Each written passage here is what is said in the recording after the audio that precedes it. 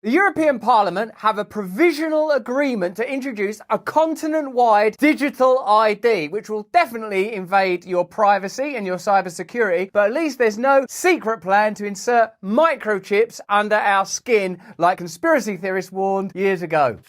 Hello there, you Awakening Wonders. Thanks for joining us on our voyage to truth and freedom. How important it is that we stay together at this time and look for ways to move beyond division and conflict, even though the invitation to fight seems permanent and prevalent. We talk a lot about advanced ideas that seem sometimes to be implausible and ridiculous, but after the pandemic period, many of us have become more open to the notion that there might be plans to introduce regulatory measures that seem like they're more from science fiction than political fact. But the European Parliament have just established in principle the introduction of a Europe-wide digital ID. This will be connected to CBDCs. That means digital currencies. Remember when digital currencies were bad, when they were Bitcoin, when they were offline and difficult to control and a bit off-grid? They're bad for the environment. Someone's going to hurt themselves. You could have someone's eye out with that digital currency. Well, now that they're organising it themselves from the United States to across Europe, suddenly they're okay. But more worrying than any of that is the introduction of measures to be able to observe us, control us, shut us down, and even something like universal credit, which I've heard people talk positively about, could be used as a measure to impose more control. But to get us into this subject, let's have a look at Dutch MEP Rob Roos, who you may remember from when he confronted a Pfizer employee about whether or not there'd been clinical trials around transmission, and the results were interesting, but on YouTube I'll have to hold back what I reveal. Here is Rob Roos. I just left the room where we had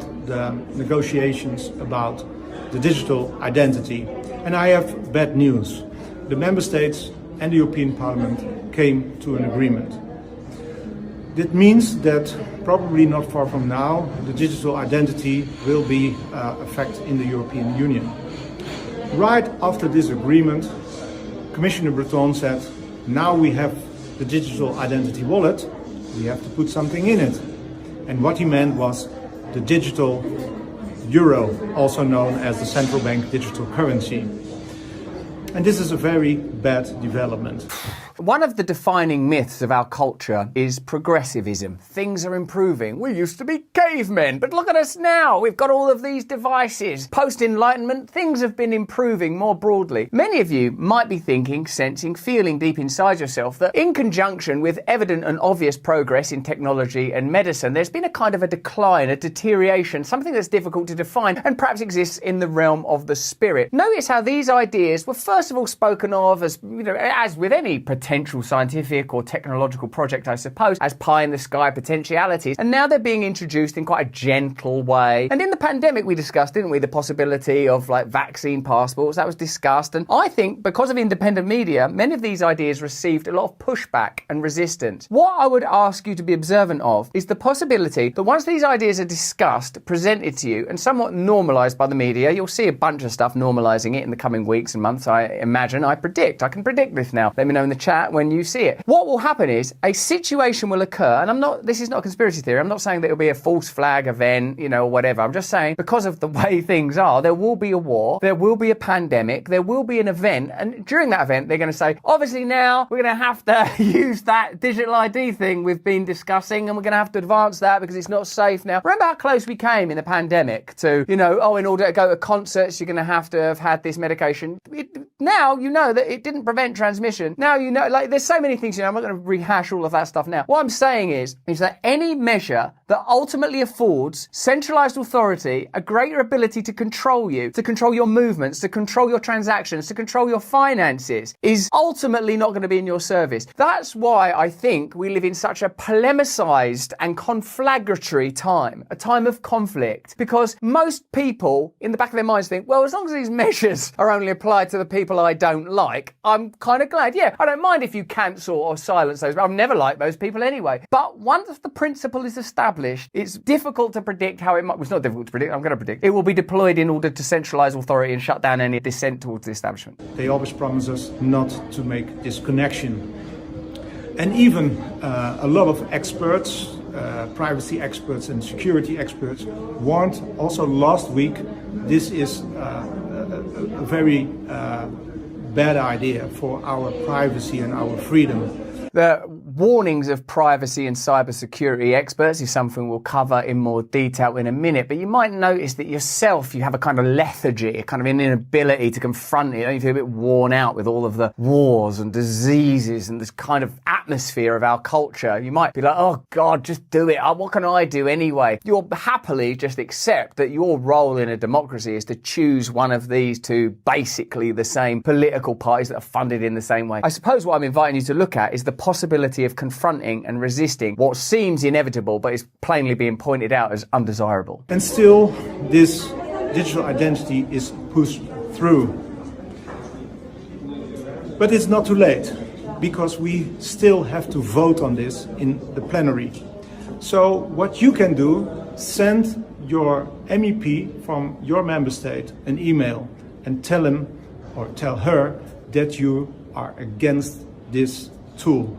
Some detail. The European Parliament and the majority of the member states reached a provisional agreement on the establishment of the European Digital ID, or EID, the first central and fully digital identification system for all Europeans, on Thursday. Conservative lawmakers and cybersecurity experts are sounding the alarms, citing concerns for potential large-scale abuse. We are taking a fundamental step so that citizens can have a unique and secure European digital identity, Nadia Calvino, the Spanish Minister for Economy and Digitalization, representing the European Council Spanish presidency, said. When there are ongoing migrant crises, when there are feelings of broad antipathy towards migrants, a digital ID becomes appealing. It will be one of the ways that a variety of people will be induced into accepting a continent-wide digital ID. Otherwise people that shouldn't even be here will be able to have access to. It's going to be for safety. They'll use every single trick that is because of paedophile. Any imaginable, conceivable notion will be used to legitimize it and normalise it. This process is beginning now. Under the new law, the EU will offer citizens so-called digital wallets on a voluntary basis. At first, what a key phrase. Why don't you have a digital wallet? Is it voluntary? Yes, it is. Now, where is your digital wallet? Oh, I left it at home. Well, then you're going to jail. Which will contain digital versions of their ID cards, driving licenses, diplomas, medical records, and bank account information. These documents will be recognised as means to access online services throughout Europe, and citizens will be able to prove their identity or share electronic documents from their wallets with a click of a button, the legislators hope. So safe, so convenient, so easy. We've already been introduced to ideas, using phones to pay for stuff, train tickets, using phones to make purchases. And of course, convenience is, a thing, it's a factor. But what are you giving up in exchange for that convenience? Where could it go? Remember, we've already had instances where people's bank accounts have been shut down, whether that's the Canadian truckers. We've already had instances where people's movements are monitored and controlled. Is that a capacity that you want to increase without due regulation and legislation? Notice it's taking place as well in a broad climate of censure and legislation to prohibit free speech. Notice that there's been a 180 on the efficacy and value of CBDCs. That initially they were dismissed. Now it's like, oh no, they are a good idea actually, thinking about it, because we could switch people off financially. It's important to consider how these things might be used and whether or not they're going to be accompanied with legislation that meaningfully prevents them from being exploited. Just look at the 702 bill that's being perpetuated in the USA now, which was introduced for counter-terrorism measures, that's never really gone away and is used essentially to spy on American citizens. Critics, however, see the EID as a building block of a coming European digital surveillance state, a way for the EU and any government to hold all of their citizens' personal information and track their every move. That sort of thing already happens. Do you remember when we were all like, God, yes, security cameras are everywhere now? Do you remember that? They didn't used to be CCTV, but it's for your security, it's for your safety, it's normalised. Now that's just a thing that we all live with. Here's the next wave. The agreement was reached just days after 504 privacy and cybersecurity experts from 39 countries signed a joint letter strongly warning about the pitfalls of the legislation, as it fails to properly respect the right to privacy of citizens and secure online communications. The researchers and academics concluded that instead of protecting personal data, the current text substantially increases the potential for harm, both by rogue actors and government abuse. Curious that that potential would exist. Naturally, the Commission does not plan to stop at EIDs. Another major plan that's currently in the works is the digital euro, Europe's future central bank-issued digital currency, CBDC, currently in early development phase by the European Central Bank. Critics who warn about total government control of citizens' personal finances through programmable money, have long been saying that EIDs will be the first step toward an economy run on CBDCs. Internal Market Commissioner Thierry Breton has now even confirmed this as one of the main goals of the new legislation. Thierry Breton may have come to your attention with his weird bureaucratic gangster threats towards people like Elon Musk. I'm giving Elon Musk 24 hours to obey. He'll do as I say, or he'll face Thierry Breton's consequences. They will respect the law.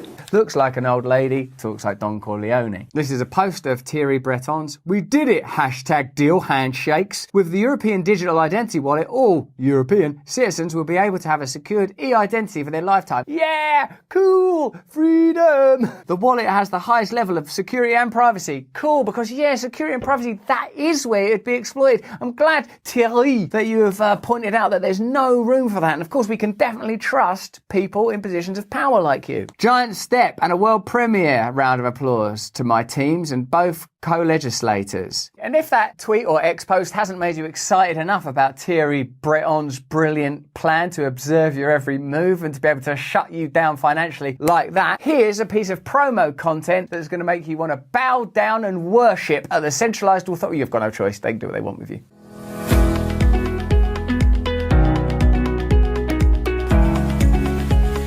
Convenience and security, also friendly. It's like elevator music. It's like we're just being carried by a machine to an inevitable destination where we will have more convenience and more security. Is there any potential downside? Is there any potential downside? Not that I'm looking at or willing to declare publicly. Tick, nice control of personal data.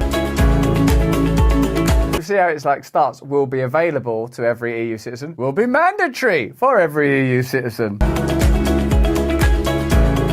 Yeah, secure throughout Europe. Once that's operating in conjunction with the WHO's treaty in the event of another pandemic, and pandemics can include all sorts of things that go beyond what you might think is a pandemic, including stuff like climate change. I'm just citing from the documentation. That means they'll be able to censor online content, they'll be able to track you wherever you're going. Can you sort of see where this is heading and see how people that sounded like mad, prophetic, conspiracy theorists, giddy shaman of a technological age just a few years ago, essentially were telling us plain truths in strange accents? They can decide what data they want to store and share for now. Don't matter if you're a builder, a fisherman, or that lady doing her work. It's for everybody. Proof of your skills and qualifications. Are you going to prove your skills? Yeah, I can prove my skills on my digital wallet. Are you going to prove your loyalty and obedience to the state? No, sorry, too late. Prison! Like, they're talking as if there's not been, like, massive problems with data hacking, data filing, huge swathes of data around the world being stored just so they've got it for when they need it. All this just upbeat selling of total dystopia. I'm convinced now that's what it looks like. It doesn't look like military uniforms. It doesn't sound like jackboots marching down a street no more. What it's like is this. It's all friendly. Yeah, it's going to be so convenient and safe. Why am I in this cell again? Convenient and safe? It's going to make life so much easier, because I find life quite hard, do you? Yeah, why? Because of this sort of stuff, actually.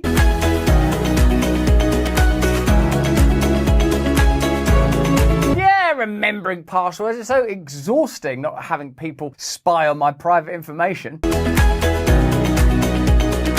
It's coming. It shouldn't say stay tuned. It should say whether you like it or not. Because I don't remember voting for it. Remember? You're funding it, but did you vote for it?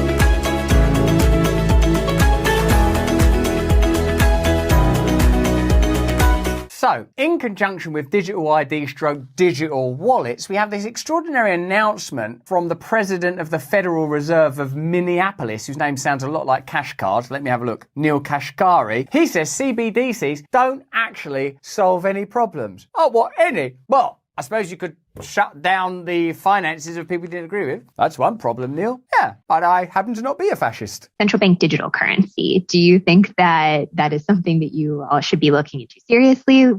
To what degree should you be looking into it seriously? Just what are your thoughts on CBDC? I mean, as my colleagues at the Federal Reserve have talked about, we are examining it. I'll tell you, my personal bias is I'm pretty skeptical. I keep asking anybody at the Fed or outside of the Fed to explain to me what problem this is solving. I can send anybody in this room $5 with Venmo right now. right? No, seriously. So what is it that a CBDC could do that Venmo can't do? I know. We can unperson people that are dissidents, and if anyone dissents against state interest, we can shut down their bank account. Oh no, that is quite good. And all I get is a bunch of hand waving. I get a bunch, well, maybe it's better for financial inclusion. Maybe it's better for cross-border remittances. Maybe. Is there any evidence that it is? And, they say, well, what about China? China's doing it. Well, I can see why China would do it. If they want to monitor every one of your transactions, you could do that with the central bank digital currency. You can't do that with Venmo. Oh, now we're getting somewhere. It's not like we would just copy China, though, because China, they're very authoritarian. Remember, during lockdown, without any evidence at all, they started shutting people in their houses. They just abandoned democracy. Well, they didn't have to abandon democracy. They don't have democracy. That's why we, in the West, as democratic people and Republican people, we did the exact same. If you want to impose negative interest rates, you could do that with the central bank digital currency. You can't do that with Venmo. And if you want to directly tax customer accounts, you could do that with the central bank digital currency. You can't do that with Venmo. Venmo sounded pretty shit for tyrants everywhere. So I get why China would be interested.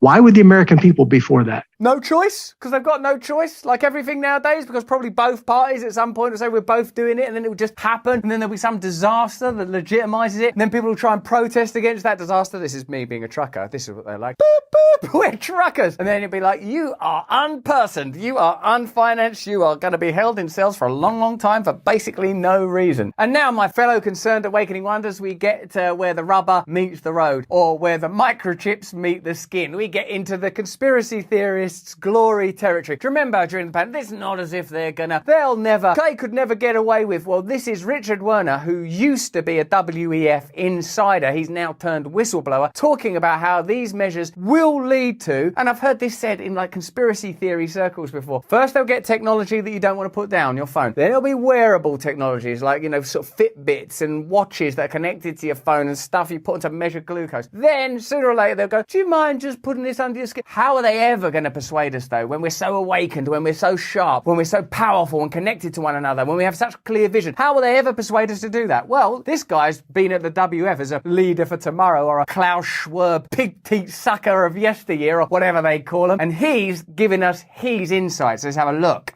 Because it apparently looks, and several central banks apparently, as I heard from my sources, have already fully developed the final stage of CBDC. I mean, it comes in stages, initially likely through your mobile phone, but that's only an intermediate step. And the final stage is, it's small, and it's the size of a grain of rice. Now, why is that? And that grain of rice is your entire wallet, or?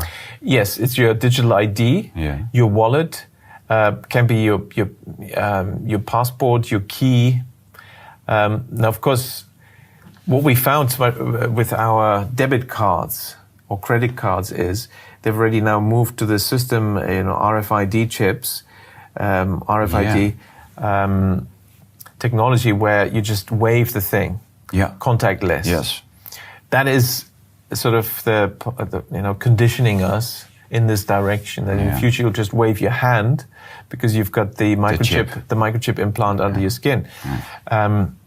And because, and each step, there's a rational reason, it's easier just to wave this, isn't it? It's much faster because we always have to wait in the queues as everyone types in their numbers and all that. So just wave it, it's quicker. But the next rationalization would be, but you can lose your card, somebody can steal your card, and then you're just waving, that's kind of risky. Well, wouldn't it be nice if you couldn't lose it and nobody could steal it? But it's clear that that's it is almost a step too far for a lot of people, because it is a violation of human dignity. Oh, human dignity. What does human dignity matter when I've got my old grain of rice embedded in there and I can just wave my way through life? Beep, beep, beep. Where are you taking me? I didn't like that little grain of rice. So how are they going to persuade people to have an embedded chip under their skin? And it sort of seems impossible and ridiculous, but just bear in mind some of the things that you were told in the last 3 years and some of the things that in mealy-mouthed, mitigated and diluted ways being revealed, for example, in the COVID inquiry or the conversation between Rand Paul and various other senators. Think about how truth is slowly emerging and we're all just sort of adjusting. Oh, I'm sure they were trying their best. We're just accepting it now. Obviously, some kind of crisis or situation or rationalization for these measures will be introduced and people will comply because we've been trained. We're being trained, perhaps for our whole lives we're trained to be essentially compliant. to actually inject something like that under the skin. So that's where you need some more persuasion. Yeah.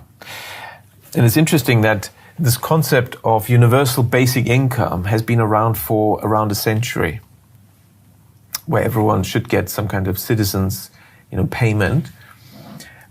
But the billionaire elites have so far not liked that. But since 2015, they've all come out. I mean, all the big billionaires and World Economic Forum have come out. Oh, this is a good idea, universal basic income. Well, why suddenly now?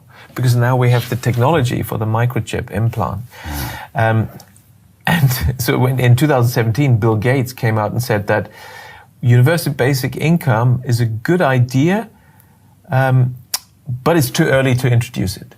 Now, what was still missing? So we had the technology for the microchip implant, but what was missing was the digital ID hadn't been introduced. How like Bill Gates to acknowledge that something is a good idea, but perhaps not for humanitarian reasons or some sort of economic boost for people that require it, but because it legitimizes the implanting of a piece of technology that will ultimately be used for power. I think there's a kind of an overall tendency towards reducing humanity itself to a kind of block of data, to a sort of a manageable problem. Humanity is a problem that needs to be solved. You need a technocratic class, and in this instance that means a sort of an aristocracy, and in this case a digital aristocracy, a billionaire class of centralized global organizations collaborating with one another beyond the reach of popular democracy or even politics that feels in any way connected to ordinary people, able to make a set of decisions, usually in response to crisis, global crisis, this being a globalist misadventure that's being undertaken, that slowly legitimize measures that are always about introducing a bit more control. CBDCs, more control. Digital ID, more control. Under the skin, more control. 15-minute cities, more control. Ability to stop people traveling, more control.